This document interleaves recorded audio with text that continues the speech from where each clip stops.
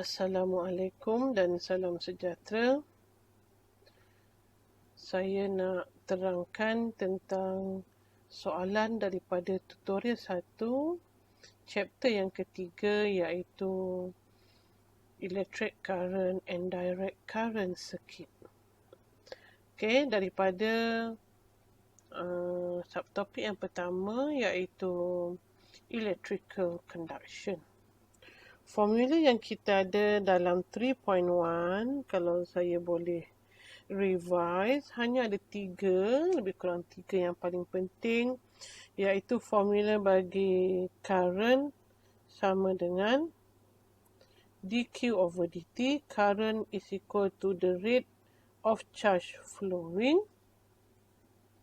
Okey, itu yang pertama.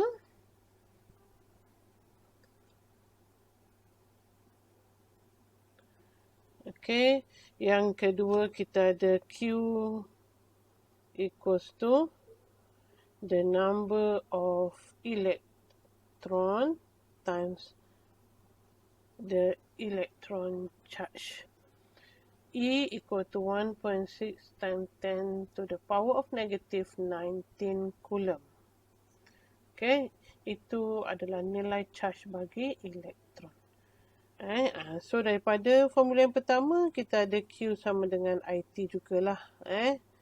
Ini formula yang asas dalam electrical conduction to relate charge Q and current TI. So soalan diberi current flow. So current I sama dengan 4 ampere. Time diberi 3 hours, kena tukar dalam unit SI, iaitu dalam second. So 3 hours saya tukarkan 1 hour equal to 1 hour equal to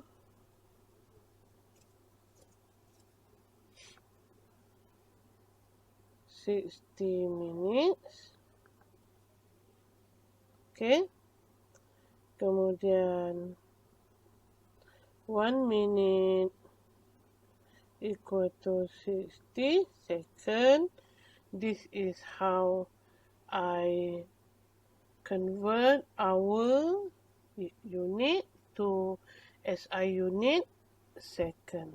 So boleh cancel out the minute and cancel out the hour.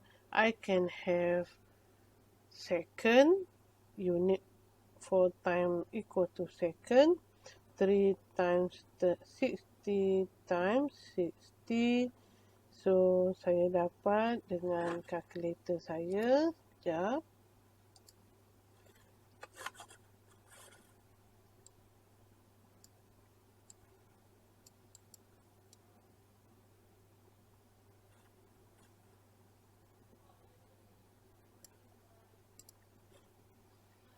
Three times 60 times 60 equals to 10800 second. So soalan kita nak cari charge. The total charge daripada formula charge having its symbol of Q. So Q sama dengan IT from the definition of current is equal to the rate of change of the rate of charge flowing. So Q sama dengan IT.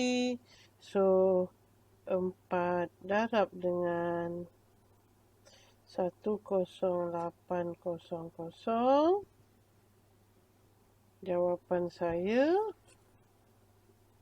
times 4, 4.32,